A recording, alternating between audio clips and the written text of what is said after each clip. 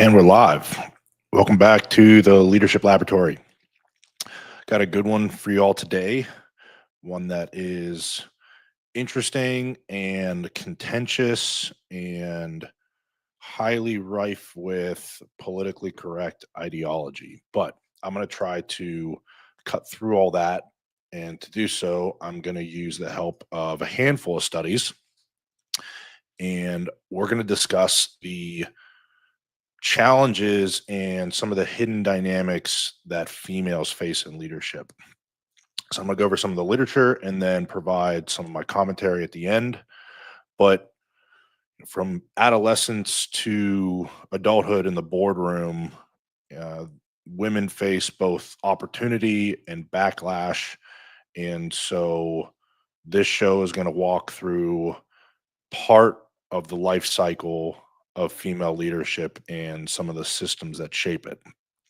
And if you stick around to the end, I'll bring some of these insights together into something that's practical and evidence-based, and provide a map for developing stronger leadership pipelines for specifically for women. So the first study I'm going to go into is from a set of scientists called Chen and Hauser, published in the Leadership Quarterly back in 2019, and it discusses why more women aren't willing to lead. And they discuss that not every leadership gap is about opportunity or its skill, although sometimes it is, but sometimes it's also about perception. So in their 2019 study, Chen and Hauser asked a deceptively simple question, and that is, why aren't more women stepping up to lead, even when they're qualified? So the research methods that they used were a set of behavioral experiments that place participants in leadership selection scenarios. Now, take this with a grain of salt, because while these are controlled experiments, they aren't experiments that were done in the real world. So their generalizability is a bit on the low side, but we can still glean some interesting insights. And so the participants were asked to interpret and choose between tasks that were coded as either masculine or gender neutral. And then participants were offered financial incentives to take leadership roles under two conditions, one of which was receiving private feedback and one of which was receiving public recognition. They had a couple of key findings. The first is that group performance differences, according to them, can largely be explained by the fraction of competent players who choose to lead, which is pretty obvious, but it's a good start to their findings, and it's a good empirical indicator of the overall importance of leadership.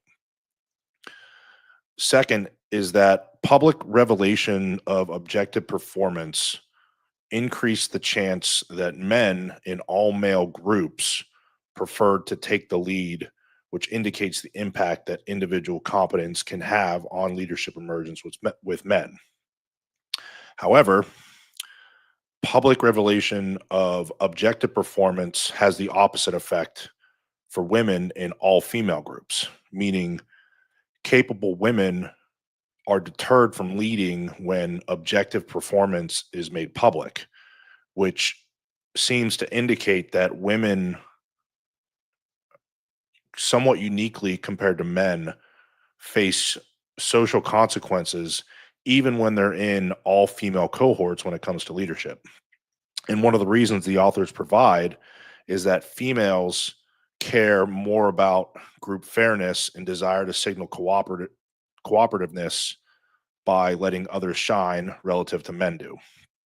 And then another alternative that they provide is that women in all female groups may actually believe that by promoting themselves to a position of leadership and outshining all the other women in the group could actually lead to her being shunned by the other group members, which indicates a common theme in female leadership, and that is women have to consider different social dynamics in their motivation to lead than men do. Men face their own social consequences for leadership, but women face ones as well, and they're unique compared to some of those that men face. Now, in mixed gender groups, public feedback that women received significantly encouraged the best females in the group to actually pursue leadership, which is really interesting. And it's somewhat contradictory that to what you might think is that women in gender diverse environments are actually more likely than men to accept jobs with low probabilities of promotion. So even though they are more likely to pursue leadership when they receive public feedback, there's still a tendency for women to choose jobs that have a lower probability of promotion. Now, in private settings, women were also significantly less likely than men to opt into leadership roles, especially when those roles were stereotypically masculine tasks like math or logic based competitions, which indicates that women and men do have different preferences in the cognitive domains, and it impacts each sex's leadership emergence because it determines, or at least partially determines, the industries that they pursue. And then additionally, both men and women are are each less likely to take the lead on problems outside their own gender stereotype domains, whether they hold that gender stereotype or the collective holds the gender stereotype.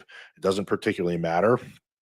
But I also think that's one of the reasons why we shouldn't disregard all stereotypes completely.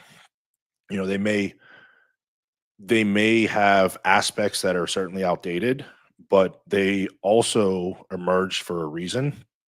And so we shouldn't necessarily disregard that reason altogether.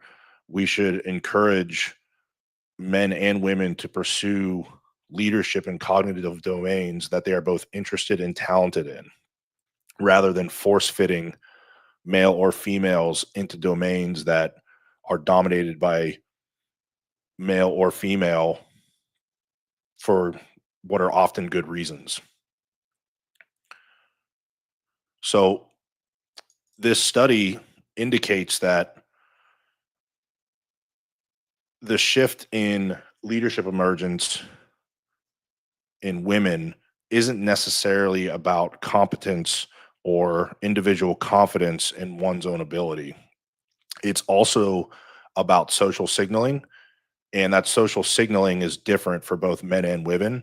So each sex has their own related concerns and motivations to leadership emergence. So to review, women seem to tend to avoid leadership not necessarily because they doubt themselves, although that could certainly be the case, but not exclusively. But they can also avoid leadership because they anticipate on how others will respond. And that is particularly the case when women are in cohorts of all females. When they are in mixed groups, mixed cohorts, that seems to be less likely in it, less of an issue. So they in all women groups, they fear more so than being in mixed gender groups. They fear violating gender norms, they fear being disliked, and they fear being scrutinized for being too ambitious, which dampens their participation in the leadership process depending on the group composition. However, organizations can mitigate this by highlighting female achievement, providing structural and visible support, and when necessary, reframing leadership roles as collaborative rather than hierarchical and combative, which men tend to take less of an issue with or perhaps even pursue more so. And then this all will likely lead to women stepping forward more often.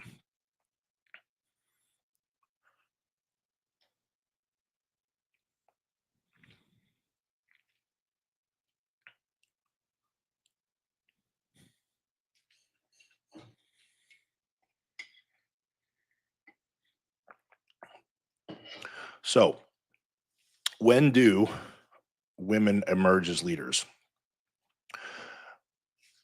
Well, there's a lot of assumptions that leadership is earned or given because of individual traits like charisma and assertiveness and competence. But leadership isn't just given, and it's also not just taken. In a lot of ways, it's granted by others in the group.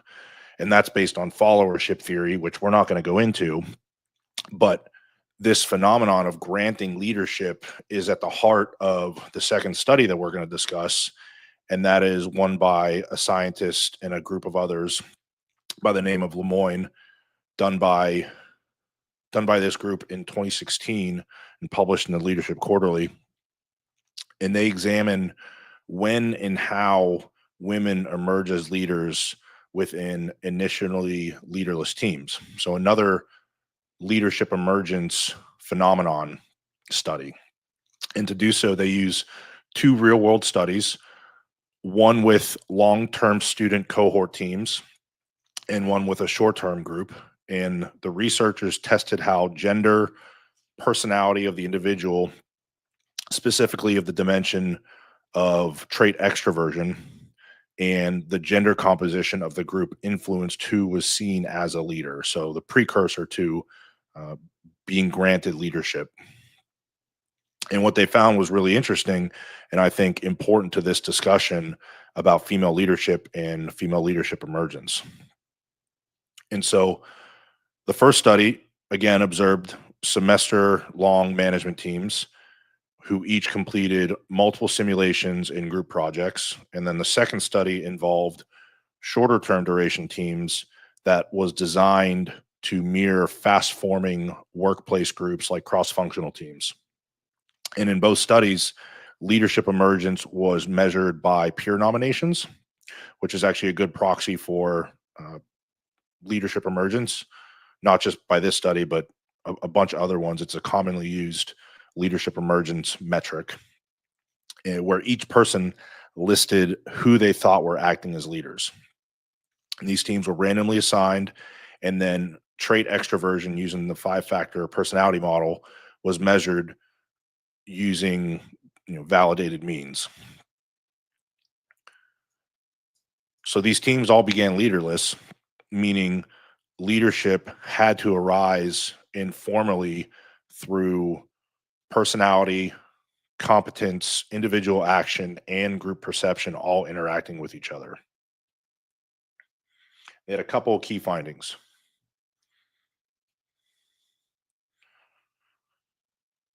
First was that there's no simple gender bias that they could observe. And by that I mean on its own, a woman's gender didn't significantly predict whether she would or would not emerge as a leader. And then similarly, being in a group with more men or more women didn't automatically help or hurt an individual woman's chances as emerging as a leader. The interesting part was that when one additional factor was added to the equation, and that factor being average group extroversion as measured by the 5-factor personality model, the dynamic changes significantly. So when groups were high in extroversion and male dominated, women actually became more likely to emerge as leaders. But this wasn't the case with low extroversion groups or in female dominated groups. So if the female was in a female dominated group, if the group was low extroversion or any combination thereof, an individual female had less of a likelihood of emerging as a leader. Now, the authors suggest that this is because highly extroverted groups are more sociable, more expressive, more communal.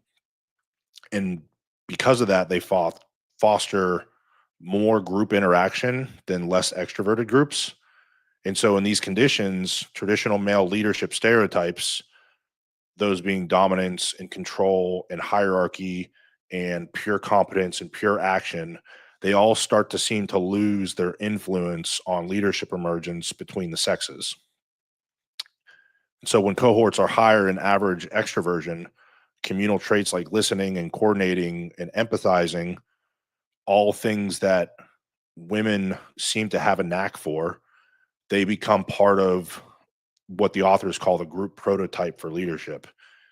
And in other words, the group's conception of who a leader should be changes when the average group context changes.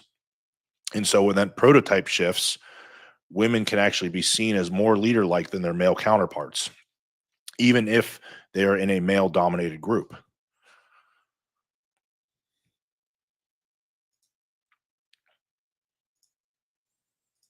Which is actually which is ironic because, and similar to the previous study, the female dominated group did not boost women's emergence, which, if you're unfamiliar with some of the leadership literature, or perhaps you hold some certain political ideologies, you would not expect that to be the case. You hear so many arguments out there that, well, we need more women in the workplace because that will allow more women to emerge as leaders. But that's not, that doesn't seem to be necessarily the case. But what it does suggest is that when the context is right and when everyone embodies communal traits, it seems to be harder to stand out as a leader by those who hold the same trait, or like the last study, women who are less willing to stand out due to their concerns for social consequences or preferred group dynamics of cooperation and cohesion. And so, what's really surprising about this is that in male dominated groups who are high in average trait extroversion, women actually might have more space to differentiate themselves as a leader and be noticed because of how expressive and social the team is. And so if you imagine like a mixed gender startup team that works in an open collaborative space, everyone's extroverted, everyone's outgoing, everyone's gregarious, everyone's quick to share ideas, offer feedback, build rapport, build relationships. In this context, a woman who is relational, energetic, and also tactically organized might naturally become the leader's informal leader and coordinator without ever having to assert any sort of formal authority, which is another helpful dynamic with female leadership that I'm going to get into a little bit later. But it it allows them to lead without making power differential salient or without having to establish any sort of power differential. But conversely, if that same woman is in a quiet, task focused team or a all female team that still has that communal orientation, then those traits might go unnoticed, or she might be less willing to put herself out there as a leader. And so she might decide that it's better for her to blend into the background to avoid any sort of social backlash. And so what this means is that leadership isn't just a trait thing. It is, and it certainly isn't a gender thing. It's about context and it's about fit. And the fit is between a person and their group's prototype of leadership, at least partially. And so this study seems to suggest that leadership prototype isn't just shaped by gender norms. It's also shaped by group personality and cohort makeup. In this case, how extroverted or male or female oriented or skewed the group is in terms of makeup. And so the key takeaway here is that this research seems to indicate that under the right group conditions, particularly those in sociable and surprisingly male majority environments, women not only can emerge as leaders, but are sometimes maybe even more likely to emerge as leaders than men are. which surprised me, and I think would probably surprise a lot of people if they were to hear that. So the question is, how do we create more environments where women naturally emerge as leaders without unnecessary social engineering? Or perhaps another question, and I sort of think a better question might be, what sort of environments should women seek out if they are motivated to lead?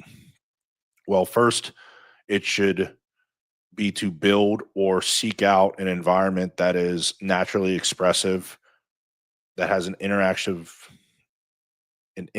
culture, and one that rewards communication and social engagement with the team.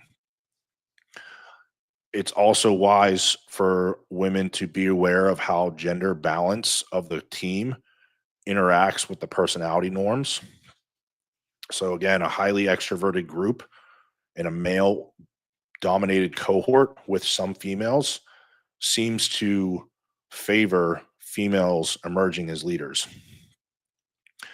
And then we should also stop assuming that changing the individual is enough. Sometimes it's necessary, but it's certainly not not inherently the only solution. Sometimes you have to change or seek out a new group climate if you're a female that is motivated to lead.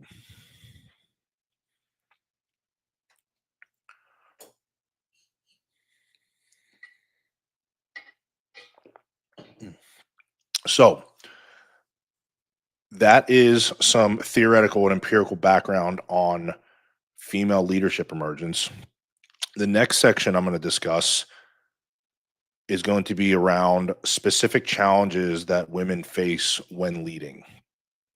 And to start, I'm going to use the help of a study by a scientist by the last name of Weil and her colleagues from a 2016 edition of the Leadership Quarterly titled A Bed of Thorns: Female Leaders in the Self-Reinforcing Cycle of Legitimacy. So, regardless of where you stand on female leadership, it's pretty clear that even when women do reach leadership roles, they enter a minefield of unique perception traps, much of which, we're live, most of which are evolved natural biases and stereotypes that humans have generated over time, some of which have a place and good reason, some of which need to be disregarded. But that doesn't mean we shouldn't explore, potential solutions around them. And so this study explored and was able to highlight those perceptions of illegitimacy that women face as leaders and provide some potential avenues for recourse. And that's not to say that these perception traps are exclusive to females, only that females face unique perception traps by nature of being a female compared to men. And so this study provides some really interesting and important insight for female leadership, because when power holders or leaders who have formal authority feel illegitimate, whether they're male or female, they will shift from a promotion to a prevention strategy. And what I mean by that is a promotion focused leader is one that is concerned with maximizing positive outcomes, someone who's optimistic, creative, and is more likely to take chances and seize opportunities, which are all behaviors that are highly compatible with effective leadership. Now, conversely, a prevention focused approach is mostly concerned with behaviors that are designed to avoid losses and minimize mistakes and maintain the power that the position grants you, which the leader perceives as being unstable. And so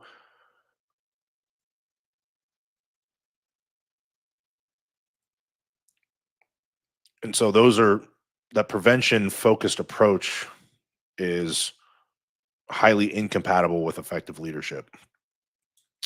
Another evaluative concern that the authors bring up, which I thought was interesting, is that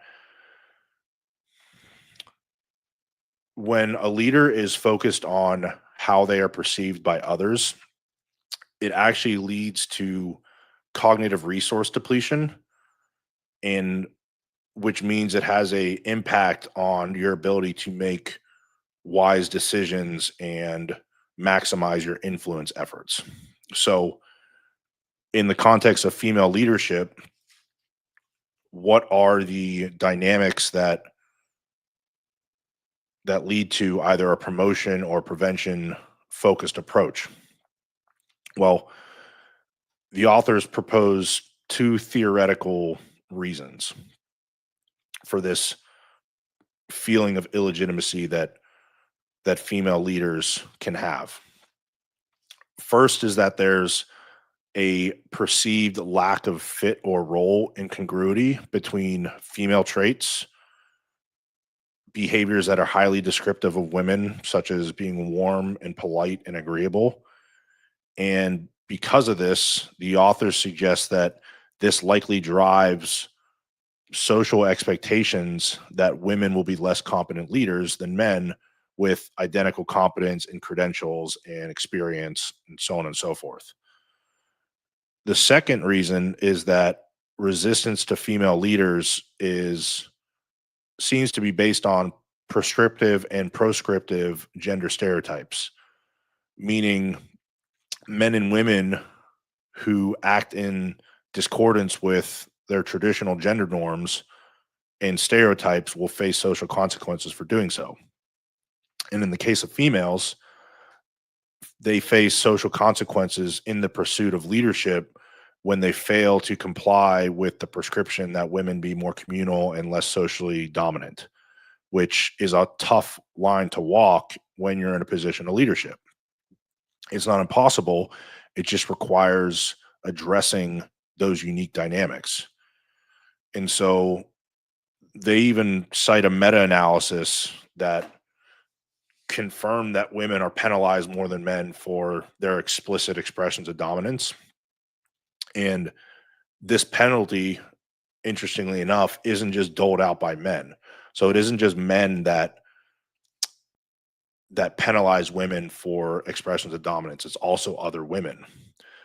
And so there's plenty of evidence, at least the authors contend, that women will also devalue female leaders just as much and sometimes even more than men. So that so that's all to say that we can't reduce the perception of role incongruency or role fit down to pure sexism. There's something much deeper and much more complicated going on. So the research methods that Weil used was a set of 5 controlled experiments with over 1,000 participants. These participants evaluated hypothetical male and female leaders that were matched in leadership scenarios. And then the team of researchers measured perceptions of legitimacy, support from the group, and individual competence. And so what they found was that across all the scenarios that they measured, female leaders were in fact seen as less legitimate. They received less support and were judged more harshly than their male counterparts, despite demonstrating identical performance. So, to any females listening, that probably doesn't surprise you, which I find unfortunate that this is still the case in some organizations. Now, when women tried to defend their position or push back in a way that highlighted their power differential, so the distance between them and a subordinate in terms of the hierarchical organization, they were seen as overly aggressive or insecure. And the authors The authors believe that this is due to the behavioral expectations that both men and women have of other women. So it wasn't just it wasn't just men perceiving women as aggressive or insecure when women tried to push back. It was also women perceiving women as insecure and aggressive. Now, what this issue of perception does, at least with women, is that they tend to start choosing a more defensive posture in with their leadership approach, which is a viable natural reaction to any real or expected scrutiny, which is going to further lead to reinforcing negative stereotypes, creating a self-fulfilling prophecy of illegitimacy as a leader. So, how do we address this? Well, the authors provide some interesting suggestions. The first is that any factor that is going to increase the female leader's status amongst her peers and superiors and subordinates, which the authors characterize as respect and admiration, or anything that's going to reduce perceptions of power differential, such as finding less explicit ways to exert your authority, should make female leaders seem more deserving of their position and their authority more legitimate. It should reduce the backlash, it should reduce social consequences, and it should minimize negative behaviors that subordinates show towards their female leaders. And it should also increase cooperation and improve their individual leadership performance and their decision making and their individual efforts because they're less concerned with what other people think of them.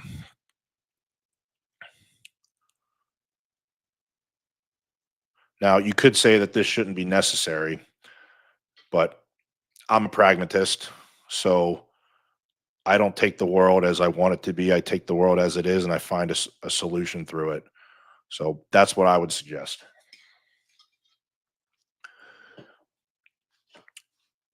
For those who want to promote and develop female leaders in their organization, they should also make that individual's competence and credentials highly salient.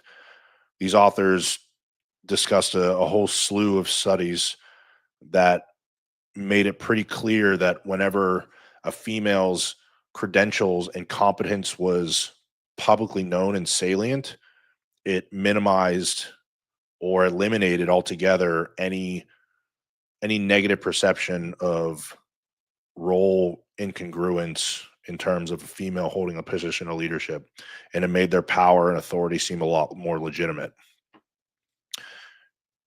So any trait or attribute that signals competence, any credentials that are relevant, prior work performance, or anything else that is seen as facilitating individual performance as a leader, those things should all decrease perception of lack of fit and increase a female's leader's status in an organization or amongst a group.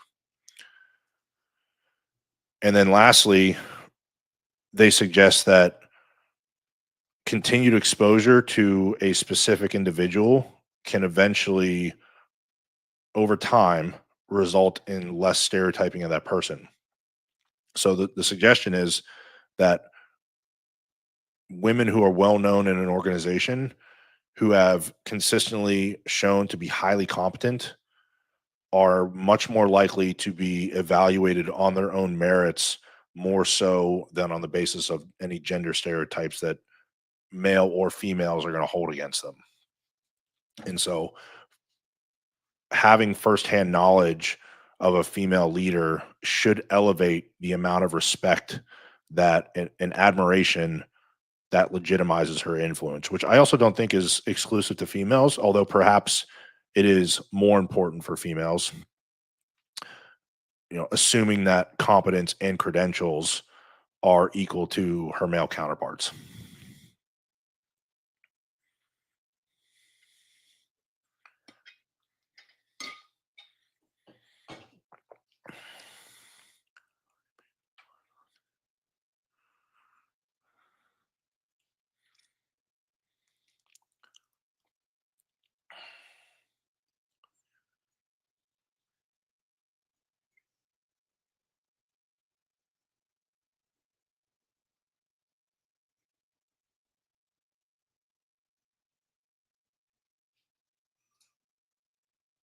I'm not sure what you're referring to.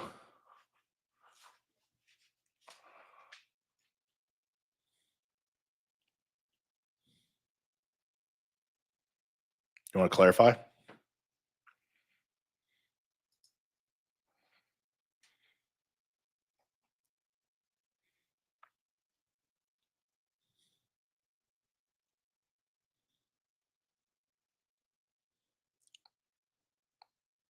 All right, we're going to move on.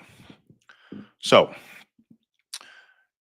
another phenomenon that leader female leaders seem to have to navigate has been coined the glass cliff.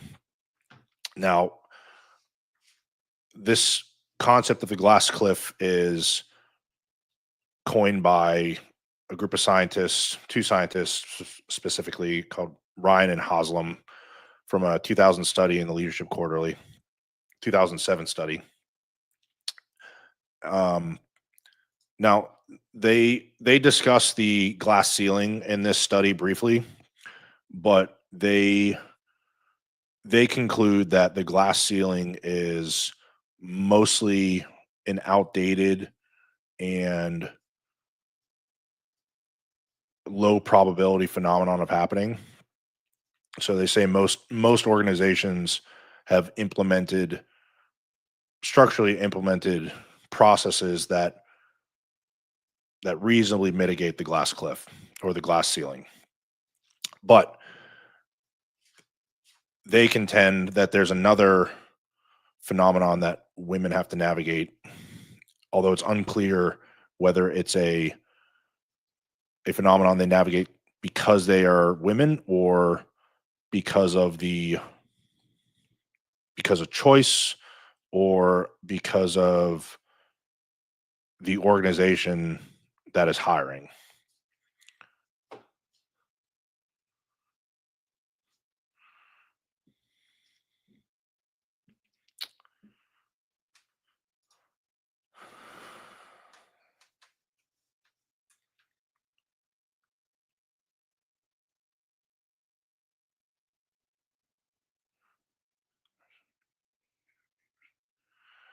That was in regards to the perception of females in positions of leadership being perceived less competent, even when they actually do get better results than male counterparts.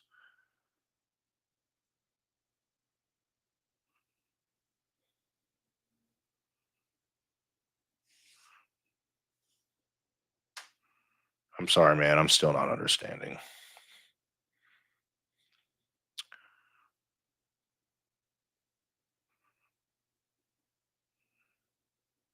What do you mean by the generality being applied and not the exception to the rule being acknowledged? In terms of the perception of females in positions of leadership being perceived less competent, even when they do actually get better results than male counterparts.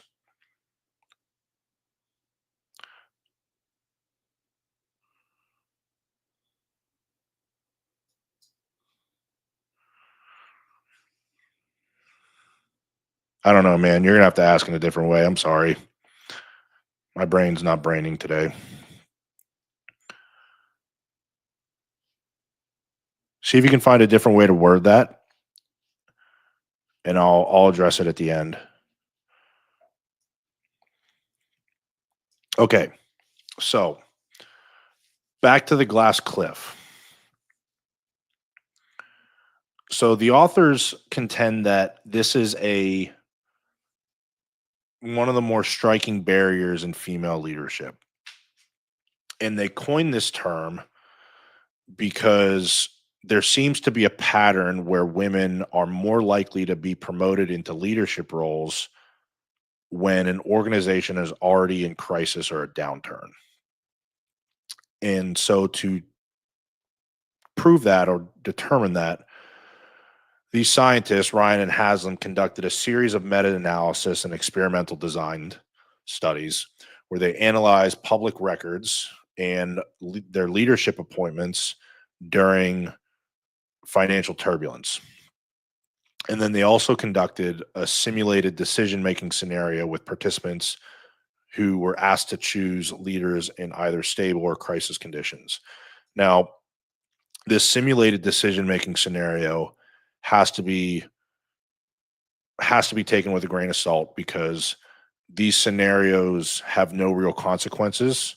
So people's espoused decisions can be different from what their real world decisions would actually be, but they do provide a little bit of insight into people's decision making processes when it comes to whatever scenario that is being studied.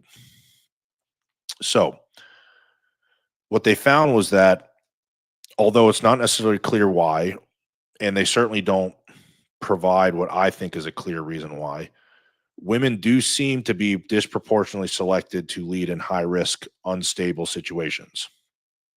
Now, the authors contend that these roles can often lack institutional support and introduce what they think are clear performance traps and are more likely to end in failure. Reading this study, it wasn't clear to me that that was the case, but that's what they contend. But regardless of the reason why women are given these roles, when these women are unable to quickly turn around a sinking ship, the failure does seem to be more quickly personalized and blamed on their competence rather than on structural conditions. That's at least what the study is suggesting. So if you think of a woman who's promoted to a position of CEO after an organization's scandal or a failing quarter or perhaps during a big layoff, that woman is inheriting a mess and may have very little room to maneuver and is quickly scrutinized when results don't instantly improve. Now, to be fair, whenever a CEO takes over an organization that is on the heels of a scandal or a failing quarter or during a massive layoff, it doesn't matter if you're a man or a woman, you're inheriting a mess. And you have little choice over how much room you are given to maneuver. And I think it's not clear to me that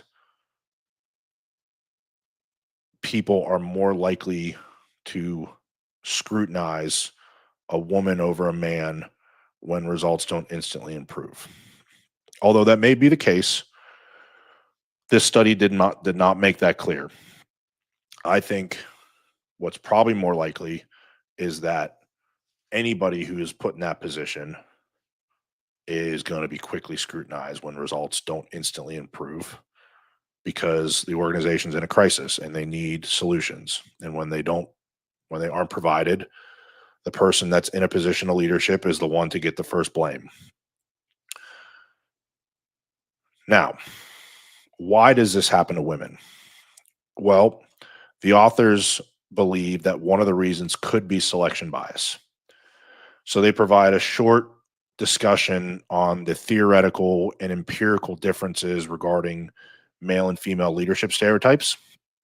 And while leadership is predominantly associated with masculine traits, both in the public domain, the contemporary leadership literature, the empirical literature, there is research that suggests that the association between masculinity and effective leadership is actually attenuated or decreased in times of crisis.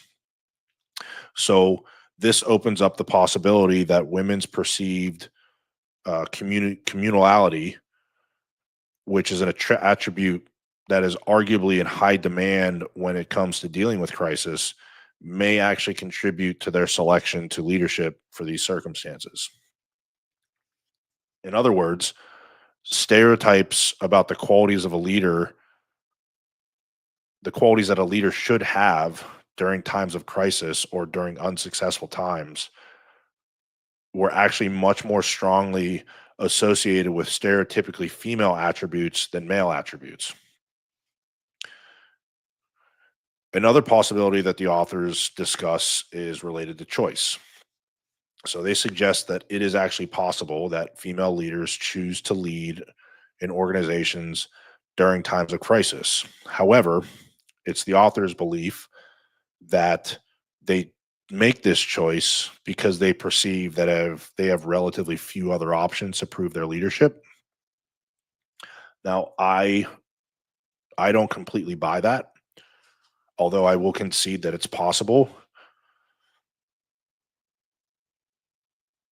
I think that being in a position of leadership, particularly a CEO position, is a highly exclusive role for both men and women. So there's only a certain number of people in general that are going to ascend to that level of an organization. So a lot of people, men and women, may not have a lot of choice. So that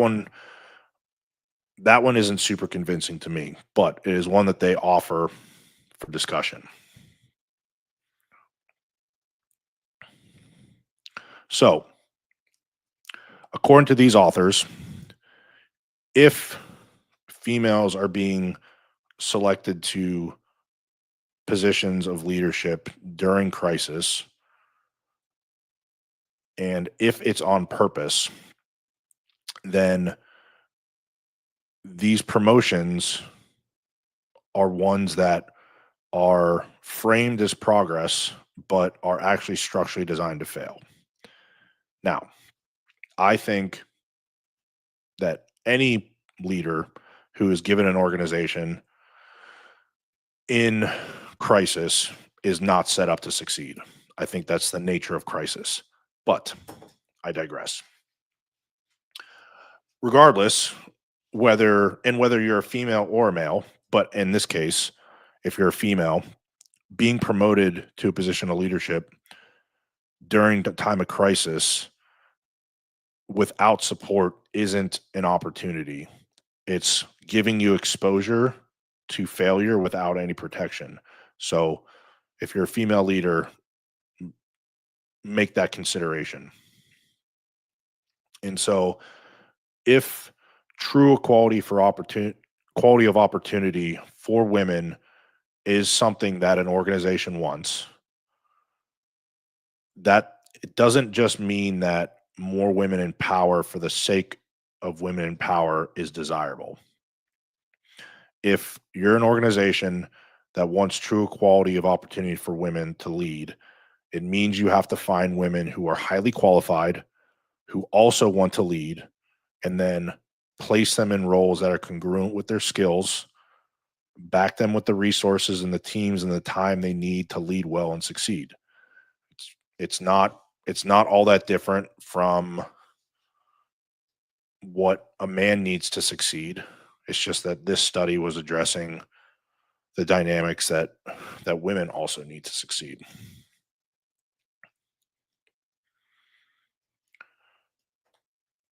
All right, let's go back to Rodoku here. Generality of females, less competent leaders versus my leader is the exception to the rule. That's a little more clear.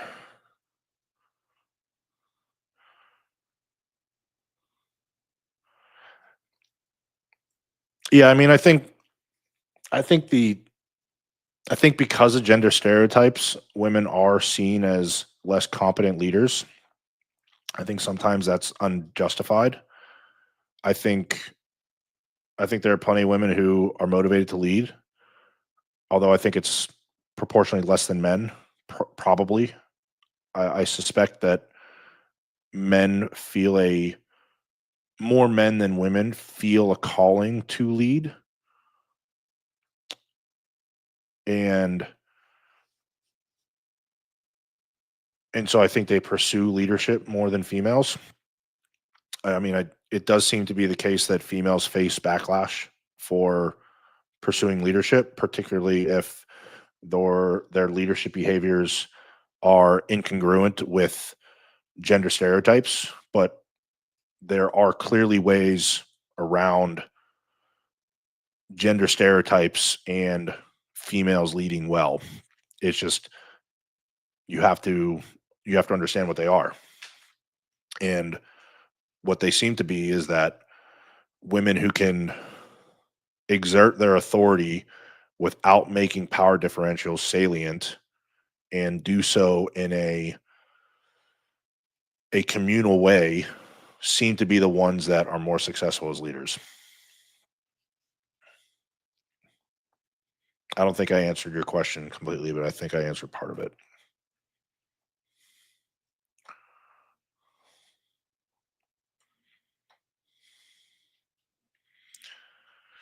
Anyways, we're live. Okay.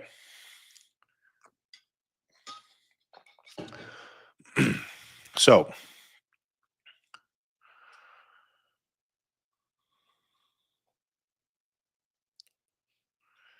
there's another really interesting but unfortunate, common, and misunderstood pattern in workplaces when it comes to female leadership. And this is particularly the case in male dominated workplaces like military and law enforcement, the financial sectors, engineering fields.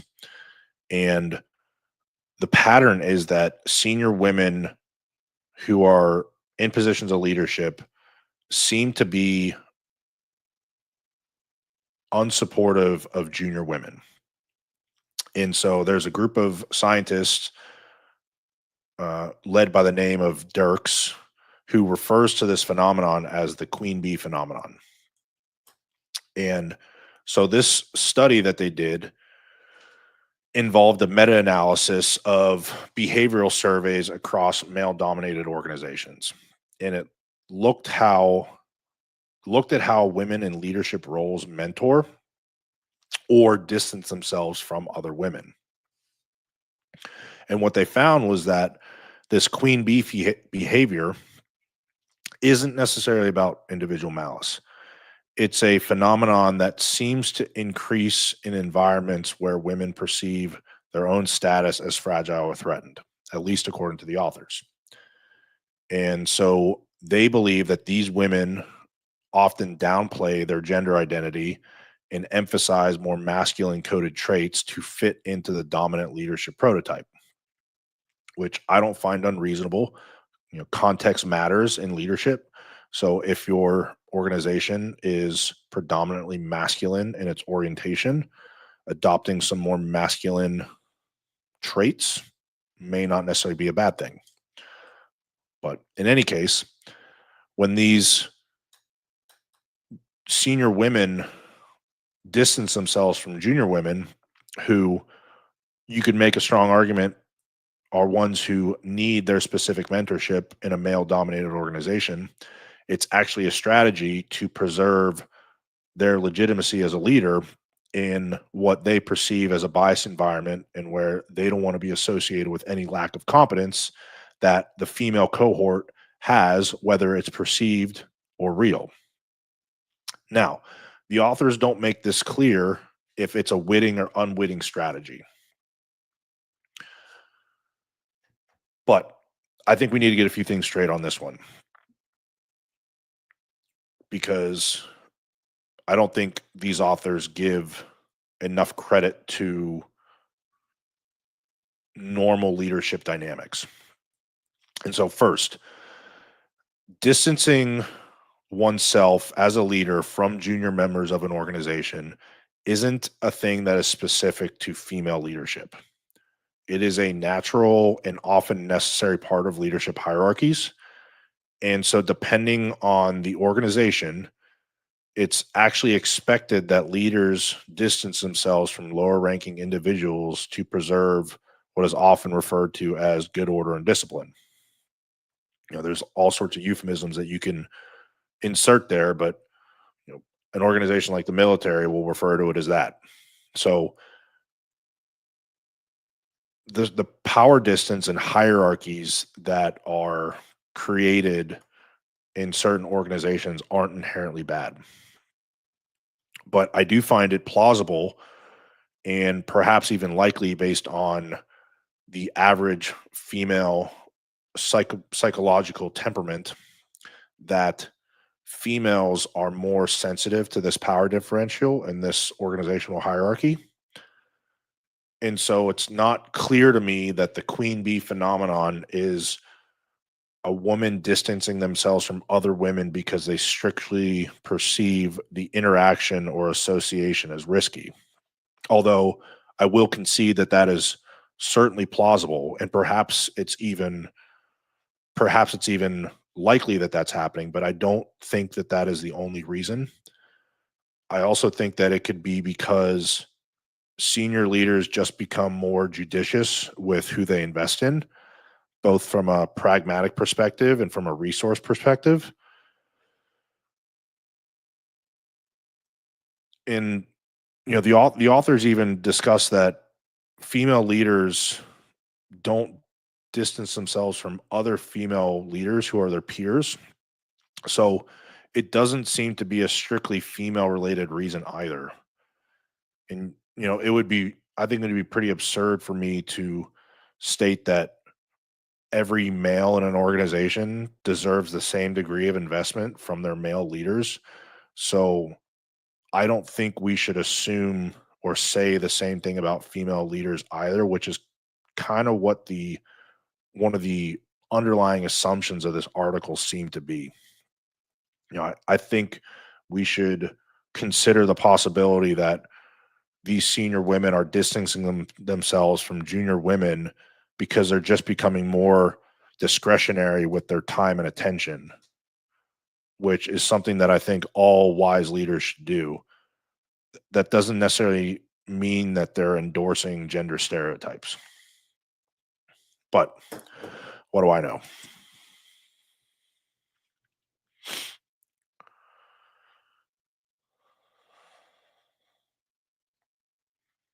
So, where does that leave us in terms of female leadership? Well, developing female leaders certainly isn't just about fixing women. I think that'd be irresponsible to say. I do think it's at least about considering and perhaps even sometimes adjusting the context around leadership itself. I think that's reasonable.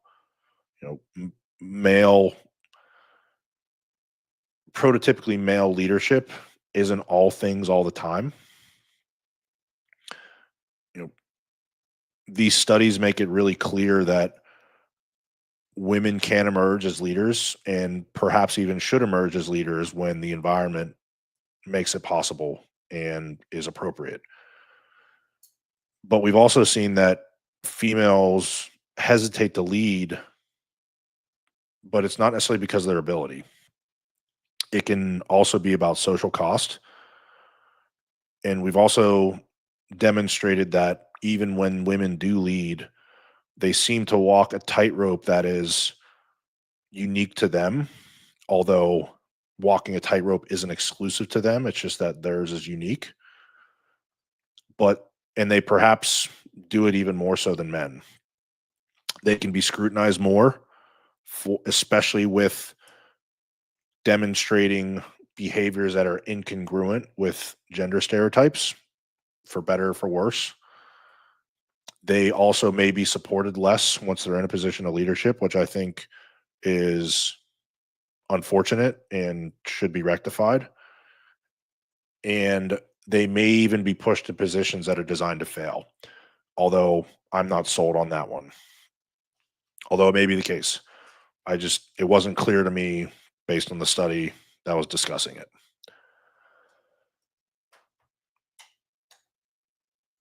We can also say that leadership isn't just a personal phenomenon, it's a structural phenomenon. So we can't treat leadership like it's a personality contest or it's a political reward. And so we need to start treating it like the process and the skill that it is. It's a process that can be learned, it's a skill that can be learned. And until organizations start treating it like that and making responsible and appropriate considerations for the emergence of both male and female leadership without characterizing one as inherently wrong more so than the other, then organizations are going to continue to keep losing talent on both sides of the gender line.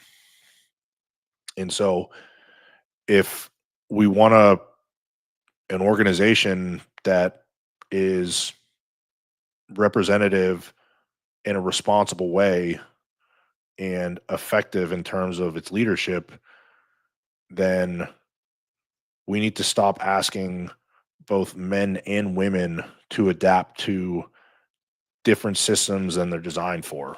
Find the roles that are most suited for their skills, their personality,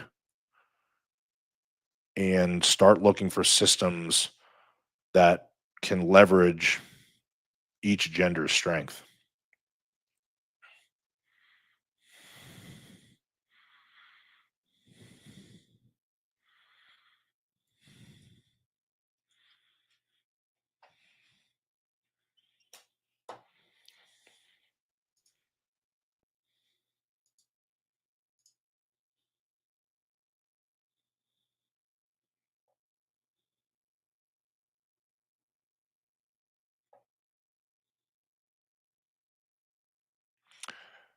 Yeah, this is, I wouldn't characterize it like that, but this is something that falls into the category of the leaky faucet, which is that women have unique considerations in terms of family planning and childcare that men don't. Whether or not they should be penalized for it or not is something I'm not going to comment on, but yeah, it's certainly a consideration that organizations need to make.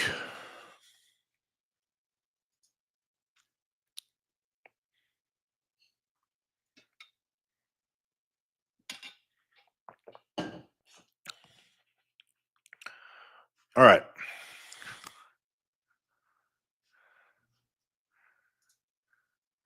I'll wrap up here. So,